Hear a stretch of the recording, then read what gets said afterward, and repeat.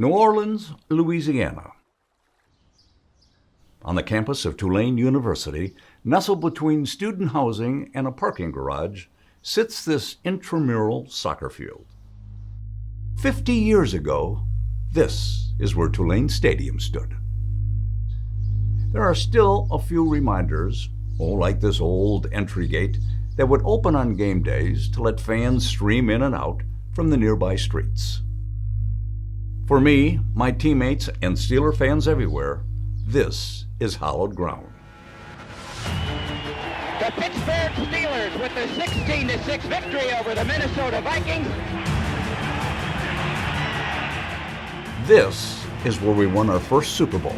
A great, great football team. And finally made the Chief, Art Rooney, a champion.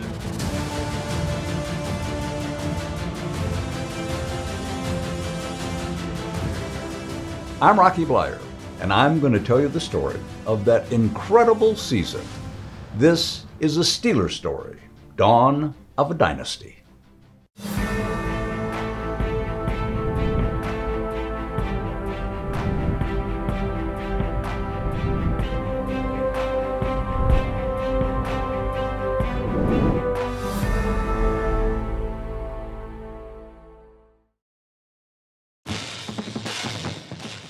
It's January 12th, 1975.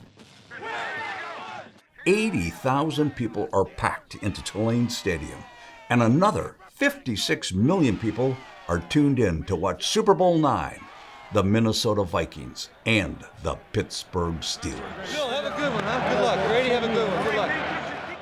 It's hard to believe it's been 50 years. You know, some of those memories are still pretty fresh, pretty strong. Just a magical time. When the 1974 season began, we were a long way from the Super Bowl. A player strike that summer left mainly rookies to compete in training camp. Veterans like me, Franco, Joe Greene, and Terry Bradshaw didn't cross the picket line. But one veteran that did was quarterback Joe Gilliam. He played in the preseason game and just lit it up throwing the football. Chuck wanted to run, but now we're throwing, which is what I would have loved to have done. So when I did come back into camp, I was demoted to the backup.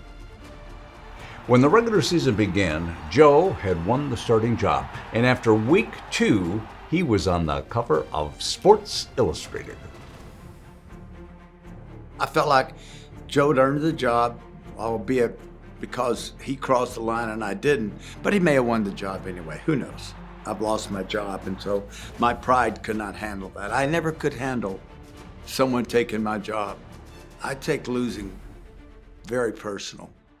So, Terry requested a meeting with Chuck Noll. Went in and told him that I wanted to be traded. And I knew Kansas City would love to have me. I knew New Orleans would love to have me.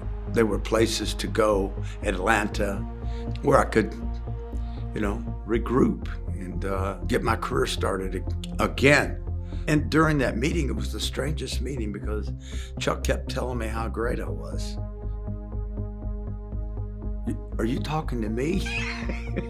I'm sitting there and I said, how can I be great and be sitting on a bench? What are you talking about? I guess Chuck probably knew deep down inside I'd be back out there, but I didn't. Terry got his job back in week 7, lost it again in week 10, and then secured it for good in week 11. But the uncertainty shattered his confidence. It was chaos. Pulled in, pulled out, criticized, flop, can't read defenses, he's dumb, he can't, it just pissed me off. It became my driving force, and I swore that nothing was ever gonna hurt me like that again. I think it made him a better quarterback. I think it helped in the sense that there was a toughness in Terry that developed that year. Turned me into a tough guy, mentally a tough guy. So yeah, made a difference. Terry not only had to fight for his job, he had an ongoing battle with one of our teammates, Dwight Mad Dog White. I never forget one day in practice, Dwight used to bug him all the time. He'd hit him. Sacked me, just decked me in practice. And I got the ball and slung it at him and slammed it upside his head or his chest. I was steaming. And he said, "You better quit messing with me, quit hitting me." And Dwight would call him the blonde bomber, blonde bomber. He was mouthing me, and I went and said, "Let me tell you something, Dwight. You may lose with me, but you're never going to win without me. You got that?" And I stormed off, and then that just came out. I don't know where it came from. And he comes over and he goes, "Blonde bomber. Blonde bomber. Whoa, whoa, whoa, whoa, whoa, whoa, whoa, whoa." He stuttered when he goes, "Well, what was that saying?" What's saying? You know what I'm saying? You're going to win, you're going to win, you're going to lose. I didn't have a clue what he was talking about. And for the rest of practice, in between series, between the two of us, we were trying to recall, you may lose with me, but you'll never win without me. And finally, we got it put back together. Oh, yeah, I like that. Good. Yeah. Okay, good. You can lose with me, but you can't win without me. And that was Terry. That was Terry. He was always there in the big games, always. Joe always defended Terry, and when Joe talked, people listened. How you like us now? He was the NFL's Defensive Player of the Year in '74, and our defense carried us this season until our offense finally found its identity, the running game. Frankel rushed for 800 yards over our last 8 regular season games. Franco Harris told me after practice one day, he said, "Hey, Rook, we're going to the Super Bowl." I said, "Yeah, that's what you're supposed to do." He said, "No," he said with more sincere that we're going. And I believed him. We finished the season 10-3-1, winning the AFC Central, and played Buffalo in the first round of the playoffs. Terry played great. Buffalo was just huge for my confidence. And we got all kind of running room. Yeah. Couple of touchdown passes. Bradshaw's back. The rush is on. He has to unload it. He does to Bleier. Bleier going in for the touchdown. Defense was just amazing. Yes, they were amazing and dominant, holding O.J. Simpson to just 49 yards. The Steelers with this great victory. Pittsburgh's going to the Super Bowl. Pittsburgh's going to the Super Bowl. The only team standing between us and the Super Bowl was the team we hated the most, the Oakland Raiders. They were coming off a 28-26 victory over the 2-time defending champion Miami Dolphins in the now legendary Sea of Hands game.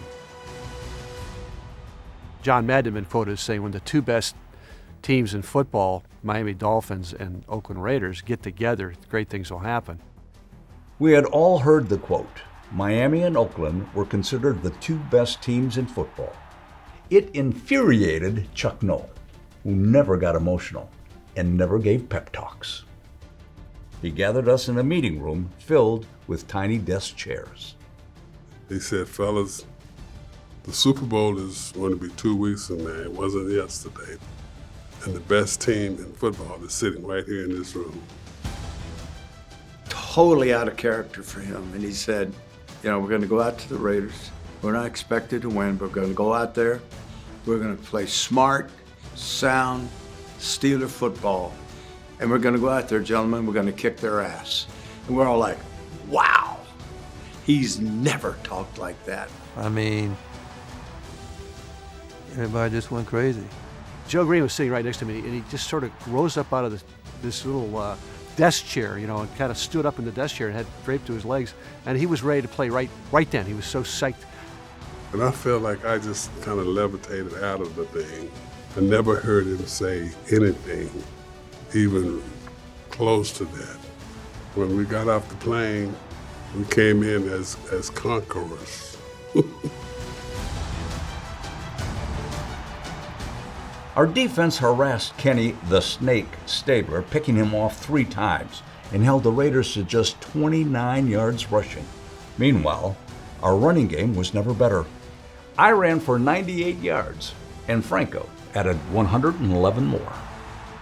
I tell people that that was the biggest game of the whole 70s team. It made us realize that we're a really good football team.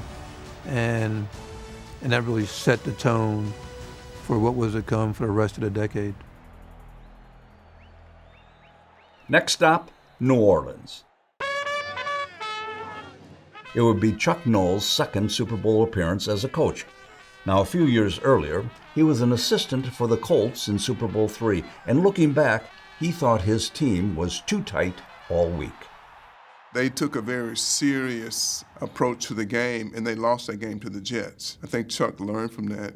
He had his finger on the pulse of the football team, and he knew he had to keep us loose.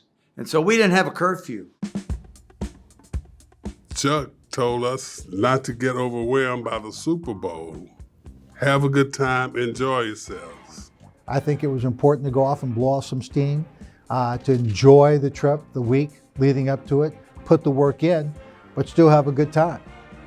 The defensive line, we dropped our bags off at the hotel. We went to the Desire Bar, and we sat there and we drank every bottle of Heineken that they had. Sure did, and we had beer and shrimp. You peel and shrimp. We had a fantastic time. And then Dwight got sick, and we thought they were sabotaging us. He went to the hospital, but when we found out that he had pneumonia, a case of pneumonia. Dwight spent Super Bowl week in the hospital and lost nearly 20 pounds. But even without him, we had great belief in our team, despite what the media was saying. They said, well, this is your first time in the Super Bowl, how you feel, do you think you can win? And well, Minnesota been in before, but I told them, I said, but they lost. I said, we're not gonna lose. It wasn't that we were taking Minnesota lightly.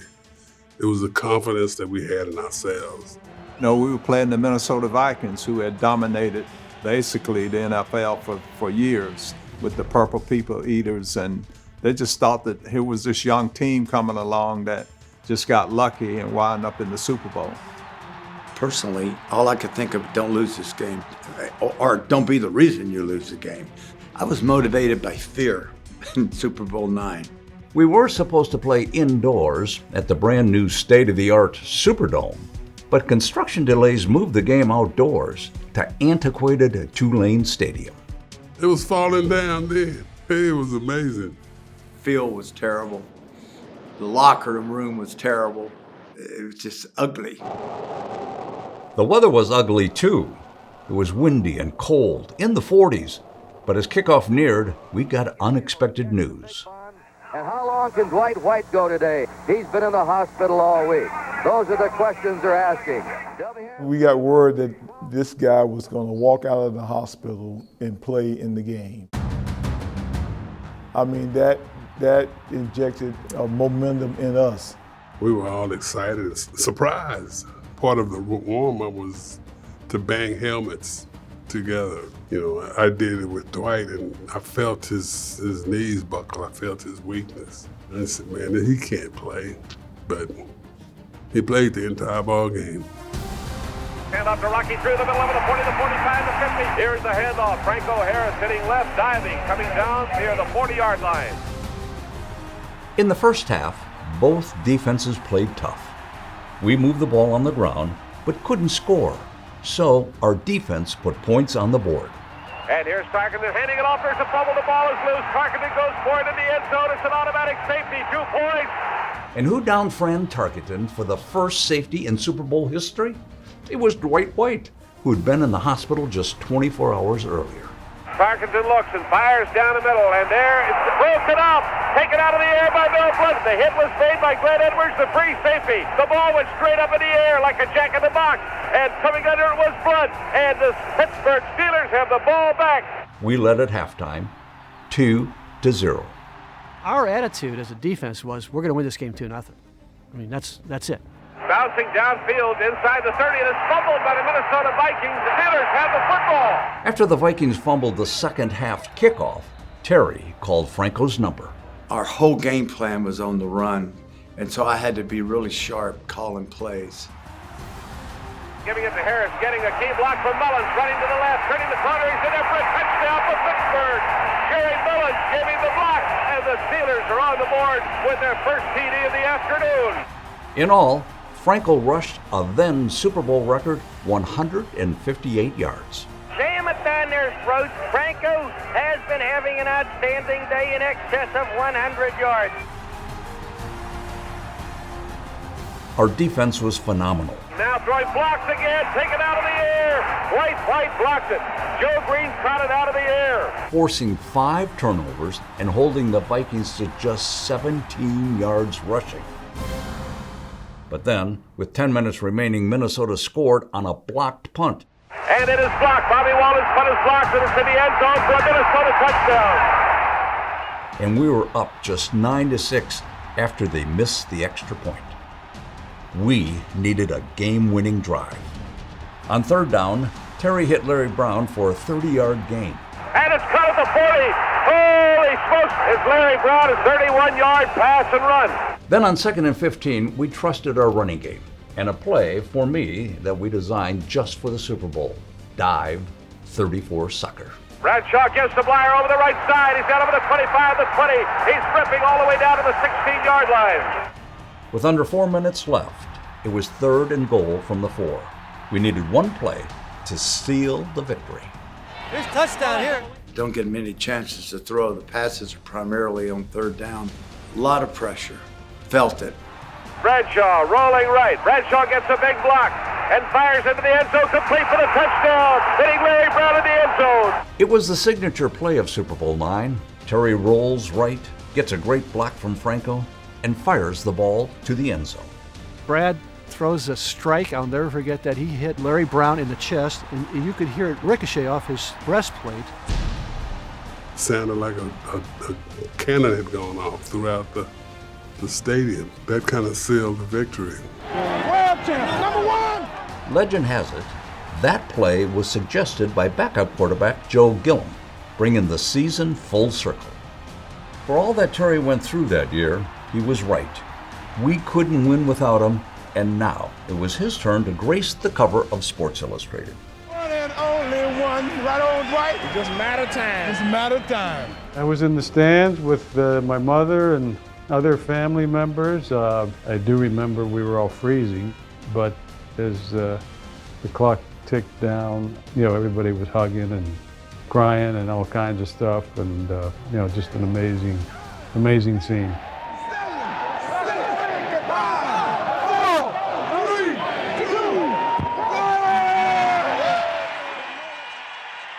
They're on the way off the field, and it's all over.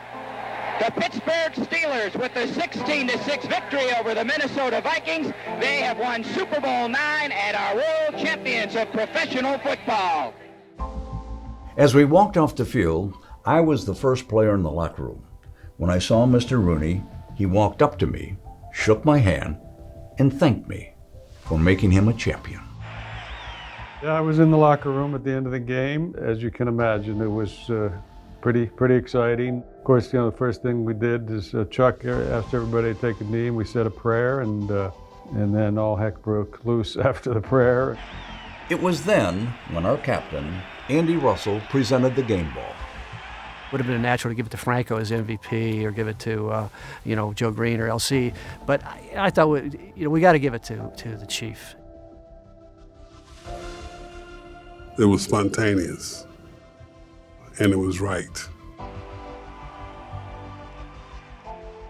And Andy presented my grandfather with the football, and just a moment I'll never forget. And just saw the emotion on my grandfather's face. He was pretty choked up. Certainly something that I'll never forget. Mr. Rooney, for over 42 years, you've been making more friends, I think, than anyone in the history of sports. The greatest moment I've had in my career was watching that one particular exchange, Rozelle to Art Rooney. to see him finally get his world championship was, you know, just amazing. I'd like to extend my warmest congratulations to you, your great coach, Chuck Noll, your son and president, Dan, and the entire family, and a great, great football team.